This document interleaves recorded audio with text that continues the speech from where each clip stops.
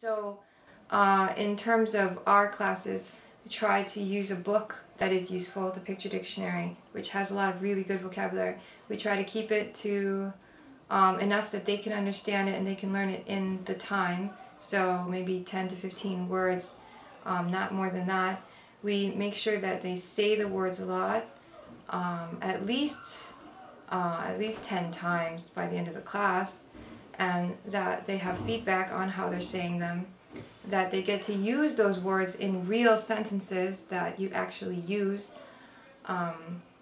So if I taught them, you know, eraser, or I taught them pen, then we might teach them sentences like, oh, where's my pen? Or can I borrow a pen? You know, sentences you'll actually use, and make them practice those, and don't give them so many they can't remember. And when they leave the classroom, they have this list of very useful words from their book. They have a list of the very useful sentences that you taught them, and they have enough practice to be able to go home and confidently practice it on their own if they want to improve. So be sure that when you're focusing, keep it simple. Make sure students are learning.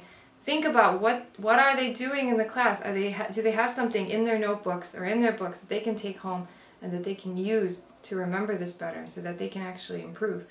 And just as an off example, so you can understand where I'm coming from, I might have some, and I used to do this myself actually, you might play a game, and the game makes your class really happy, they're very excited, but in the game maybe it's a team thing and they have to guess a word.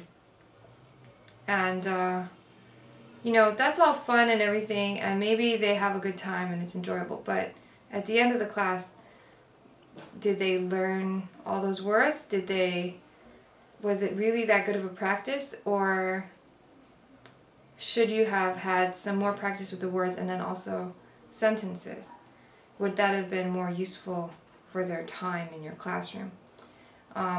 Even more extreme is when people have games where it's just like you roll a dice and you move, and there's a word on the board, and you move and you move and you know, and that's kind of fun, but are they really retaining the words if it's on a little game board? And so you have to really think about your techniques. Now, I'm not saying games are not good, but I'm just saying think about them and really think, do my students really get more out of this? Like, how many students are speaking during this exercise? Is it only one at a time, or is it everybody, or do they mostly listen to me talk? And after a while you get a hang of it. But I just think when you're teaching, keep it simple. Make sure your students are practicing the language and they're actually getting a lot of time and a lot of really useful things to learn about.